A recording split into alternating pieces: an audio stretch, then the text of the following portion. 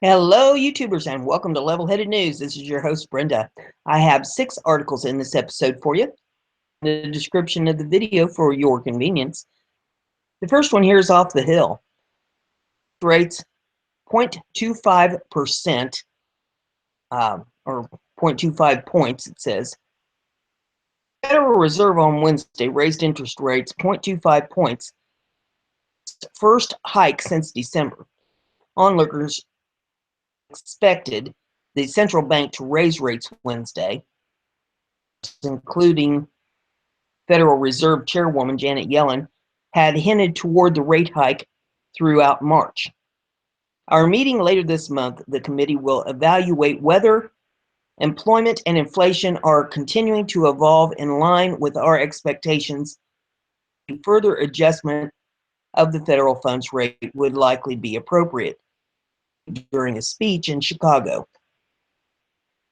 bank officials said the time was right to raise rates with inflation and employment close to the Fed's target of 2% and roughly 4.5% respectively. Likely to raise rates 2 to 3 more times before the end of the year. Lingered at historic lows since the recession and have only been hiked twice since 2008. Hesitant to raise rates during the post-recession recovery, aiming to keep money investment. With the recovery almost complete, Fed officials are looking to steer rates toward historic averages, keeping rates too low limits the policy options when responding to economic turmoil. Yellen said Wednesday the bank wants to get rates toward a neutral stance, not steering the economy toward expansion or contraction. The federal funds rate rise all that much to get a neutral stance, said Yellen.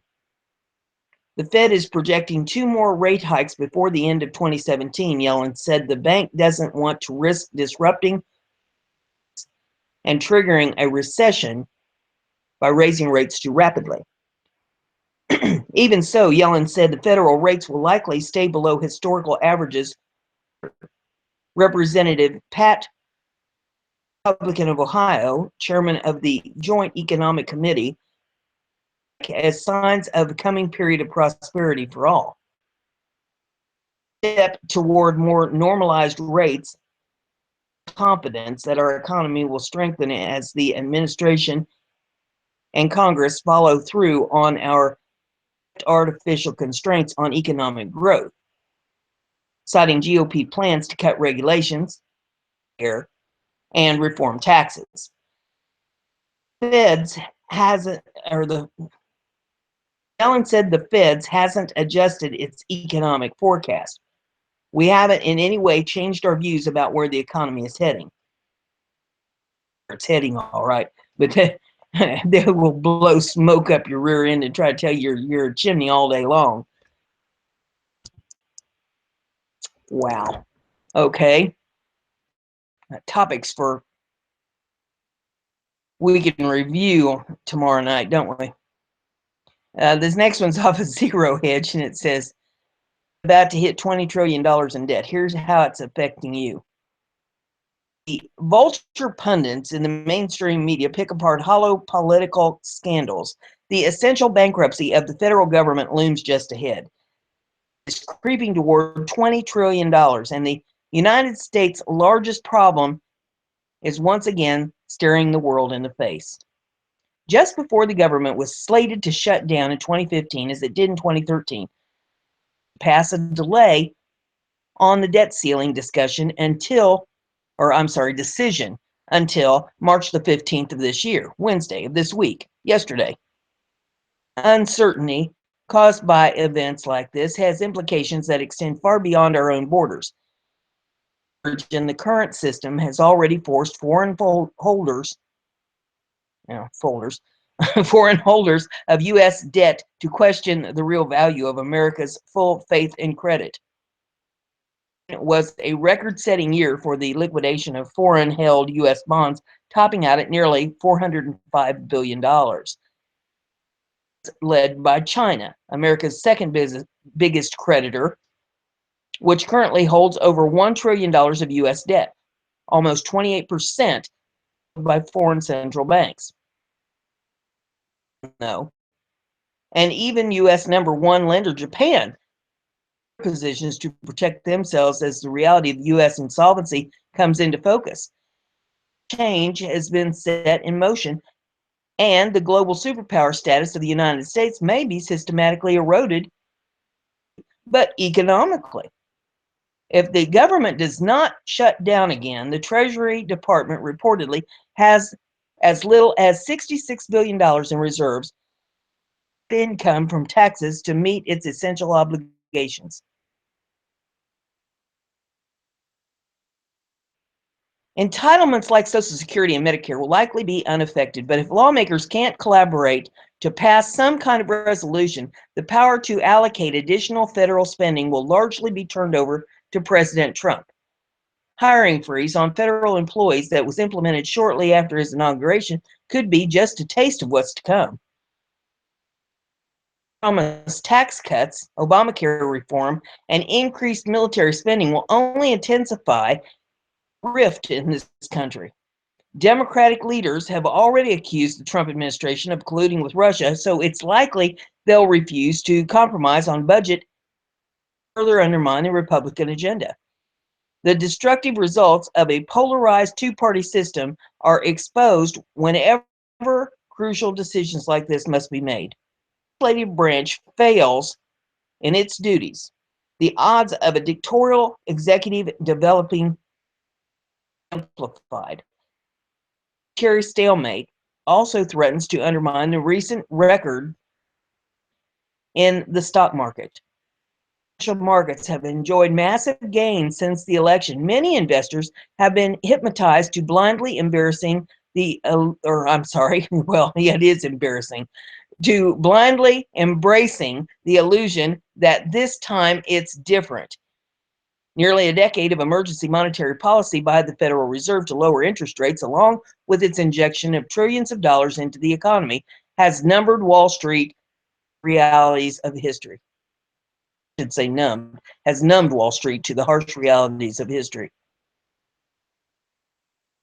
Former budget director for Reagan administration spoke to Neil Cavuto on Fox Business about the imminent threatening to blind me. The thing is, all the extra growth from dynamic accounting that you could get if you got all these tax cuts through, the math isn't there. It's impossible. There is going to be a debt crisis this summer that will cause a financial crash of unbelievable proportions. It's going to go on for days and weeks, if not months, because Congress is already nasty and partisan. I'm seeing reality. The robo machines are simply trading sound bites and tweets. This is meaningless. Tucker rally in the history, and there is going to be a huge surprise very soon. This plague of short-term thinking and desire for instant gratification has lulled America into an apathetic fog. People no longer act as though they have a stake in the future. They chose willful ignorance. The most serious problems go unresolved. The $20 trillion balance on the national credit card is the most tangible example of how nearly a century of decadence can transform a society. This country once represented the world's moral compass and a beacon of economic freedom, but abandoned to indulge in war, profiteering, and monetary fraud. Has become an American pastime, along with avoiding responsibility for the consequences of our actions. Everyone appears to be looking for doesn't exist. That some enlightened person out there has their best interests at heart is a fantasy. Sure, 20 trillion is just another number, and the United States has a printing press, so technically it can just create money to pay its bills, but that kind of short-sightedness is what has brought great civilizations to its knees in the past. Millennials can blame the baby boomers, and the baby boomers can claim they didn't know any better, but regardless, dire. Despite the anticipation of reaching these debt levels, in all likelihood, the ceiling will eventually be raised and more reckless spending will follow. The spectacle put on by bureaucrats in Washington may be entertaining, but history will judge those who remain silent and pretend it isn't their responsibility to intervene. Think about who has been entrusted with your savings and retirement is now. Wander through life, never considering the unpleasant truths that might disturb their rose-colored view of the world. The reality of the situation, individuals that can take the first step toward securing peace of mind for themselves and their families. The United States federal government is not a benevolent caretaker, but a leech that will use its citizenry as a host to keep itself alive. As mainstream pundits and elected officials inevitably shift like a twisted version of musical chairs, remember that self-reliance is the only solution. Those who become dependent on this crumbling house of cards are doomed to suffer the same fate as those seen government handouts in places like Venezuela. Celebrate the $20 trillion debt by breaking from the old system and exploring a built on peer-to-peer networks where individual skills are worth more than empty promises made by the state. The next article that I have for you is off of Conservative Tribune. It says, breaking, IRS to hand over new documents related to Obama's IRS scandal. And we'll get the hamster to cooperate here. It says, a week after the Internal Revenue Service mysteriously found almost 7,000 documents related to the IRS targeting scandal, watchdog group said that another 694 documents were set to be released by March the 24th. Breitbart, Tom Fitton, the head of Judicial Watch, said the IRS was continuing to stall over Obama-era scandal of conservative organization tax-exempt status. We have no intention to allow the extra legal activities of former President Obama's administration to fade into the sunset now that he is out of office. Particularly egregious was the right of the Internal Revenue Service to target groups that disagreed with his political views, Fitton wrote. And heel dragging at the IRS continues. Watch reported that the agency informed the U.S. District Court an additional 6,924 documents of potentially responsive records relating to our 2015 Freedom of Information Act lawsuit against the Obama IRS targeting scandal. In addition to those almost 7,000 documents, the IRS says that it is producing an additional 694 pages of documents and expects to produce an additional batch by March 24th. However, at this time, the IRS has still not provided an estimate regarding when it will complete its review of potentially responsive documents. The IRS has still not provided an estimate regarding when it will complete its review of potentially responsive documents, Fitton wrote. Corruption at the IRS is astounding, he added. Our attorneys knew that there were more records to be but Obama IRS ignored years. The IRS suddenly found these documents after Barack Obama left office. IRS officials had been stalling on the targeting scandal for years, according to Judicial Watch. The Obama IRS scandal continues, and President Trump needs to clean house at the IRS as quickly as possible, Fitton concludes. The article that I have for you is off of Liberty Writers. Trump tax returns. Donald Jr. sent Rachel Maddow a message she will never forget. Oh, how the mighty have fallen. Rachel Maddow thought she was real hot shit when she got her hand on Donald Trump's 2005 tax returns. Wrong. Right after her segment where she revealed that President Trump paid $38 million in 2005 and made $150 million, Donald Jr. took to Twitter. He shot a message over to her which makes liberal elites look like total fools. The tweet read, thank you, Rachel Maddow, for proving to your Trump-hating followers how successful real Donald Trump is and that he paid $40 million in taxes. Of course, Maddow will not be laughing when she realizes that by showing the tax return, she did break the law.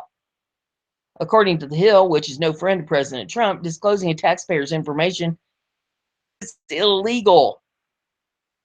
Now, knowing Trump, he is probably too busy to waste his time with small fry like Rachel Maddow. Still, maybe it's time to drop the hammer and show them that these fake news reporters are the law. Trump even released a statement letting them know exactly how unimportant these losers are, which says, despite this substantial income figure in tax paid, it is totally illegal to steal and publish tax returns. The dishonest media can continue to make this part of their agenda, while the president will focus on his, which includes tax reform that will benefit all Americans. Behind First Amendment all she wants, but it does not protect the media from breaking the law. God bless Donald Trump and Donald Jr. It's great to have such talented businessmen as president. Have here is off Liberty Riders and says, here it is. Huge surprise for 2020 that will make America cheer. I'm not sure what liberals hate more. Trump beat them at their own game, or the fact that he is still outsmarting them. Well, 2020 looks like it's going to be another great year for Donald Trump. Not only is Trump planning on running for a second term, but he actually already filed with the FEC.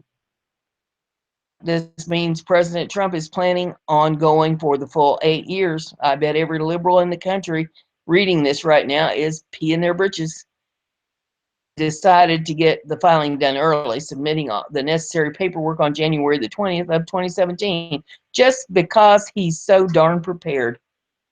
The letter specifically says it does not constitute a formal announcement of his candidacy. It does allow him to start fundraising early, since he knows that was a battle, 2020 will be all-out war.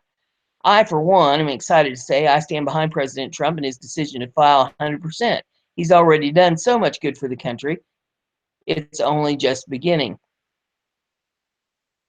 The next article, and final one in this episode, is off Western Journalism, and it says New York Governor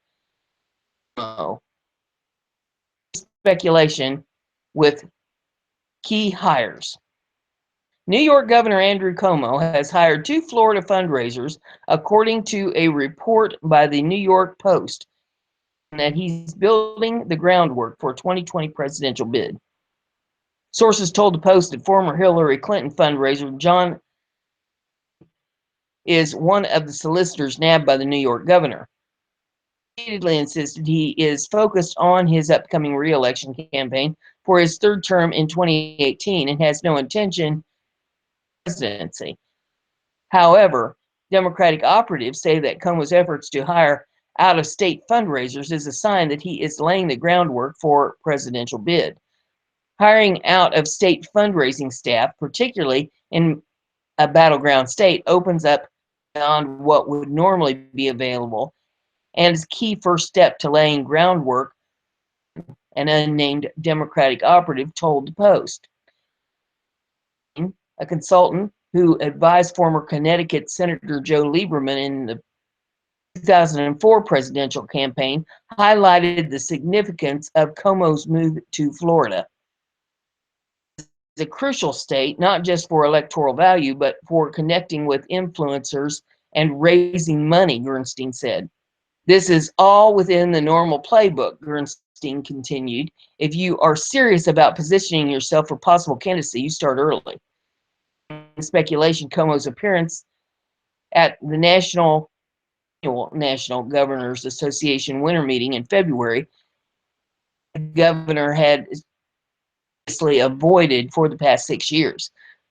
We need to win back middle class while pushing for progressive values, the New York governor said in the event, while arguing that he is a different kind of Democrat.